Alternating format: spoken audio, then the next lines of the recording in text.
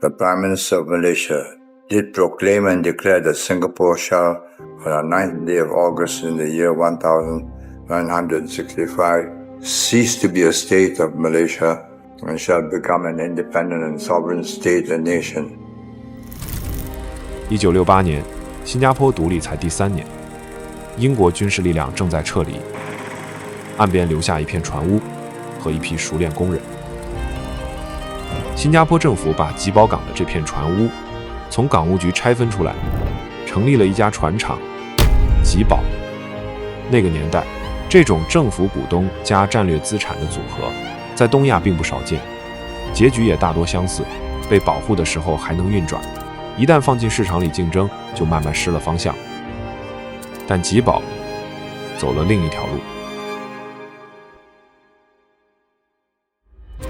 50多年裡，吉寶換過3次主軸。石油時代，他造海洋鑽井平台；城鎮化時代，他做房地產和基礎設施；數字時代，他建數據中心。2020年，吉寶提出一個叫 Vision 2030的戰略，開始從一家傳統實業集團轉向另類資產管理平台。他給集團改了名，又首期收購了歐洲一家房地產資管機構1半的股權。這些動作幾乎換掉了他的整個身份。但有一樣東西他一直沒動，主導項目的始終是工程師和項目經理。吉寶從沒把自己的核心能力從工程搬到純金融。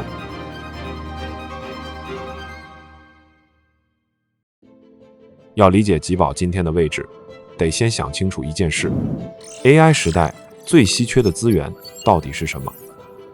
我們很容易以為是錢，是芯片，但再往下看一層，答案不太一樣。AI 的每一次運算都發生在真實的物理空間裡，數據中心只是表面，更深的約束是土地、電力和審批。據行業研究，電力接入和審批已經成了最主要的瓶頸之一，項目週期被明顯拉長。所以當算力需求爆發，最先卡住的不是融資，而是誰有資格進入這場開發。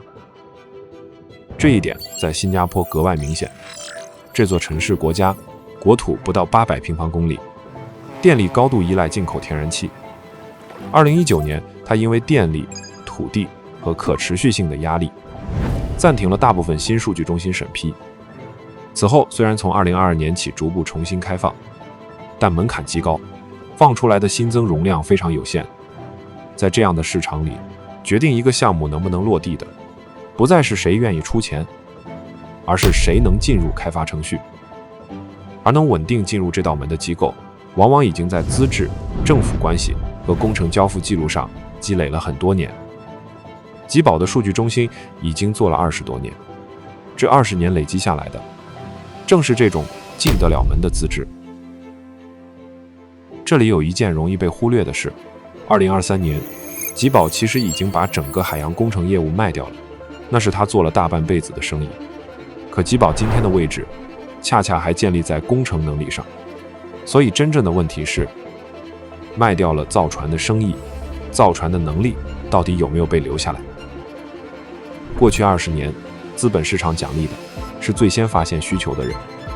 但在 AI 時代，有些東西正在變。當算力、電力、冷卻、土地重新變成稀缺資源，那些資本之外的能力開始重新擁有定價權。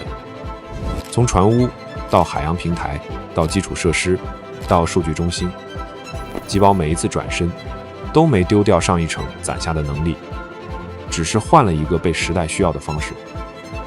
當然，這件事有它的邊界。吉寶的先手很大程度上建立在他深耕幾十年的新加坡和周邊市場。收購歐洲的 Armont 進入歐洲之後，一個還沒有答案的問題是：這是地理版圖的補足，還是能力本身真的擴展了？跟黑石、博豐這種有全球運營網絡的機構比，它的國際化還有距離。另一個風險更難只算在吉寶頭上。AI 把數據中心的租金和估值推高了，但供給遲早會隨建設完成慢慢釋放。今天的供需失衡，幾年後會不會重新平衡，是整個行業都要面對的問題。這兩個不確定性都不構成否定集保的理由，但都值得繼續盯着看。研究紅杉，我們看的是判斷力怎麼跨代傳下去；研究集保，我們看的是另一種東西，工程的能力能不能穿過一個又一個產業週期。它留下的那個問題值得長期觀察。當技術不斷改變世界，到底哪些能力會被淘汰，哪些會被重新定價？這就是第2期我們把它記下來的原因。